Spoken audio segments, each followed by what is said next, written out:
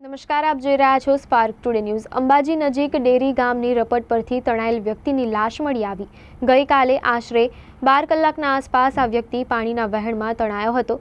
રપટ પસાર કરતા સમયે ફિનિયાફળી નિવાસી નોના પુત્ર લાલા ગરાસિયા પાણીમાં તણાયો હતો।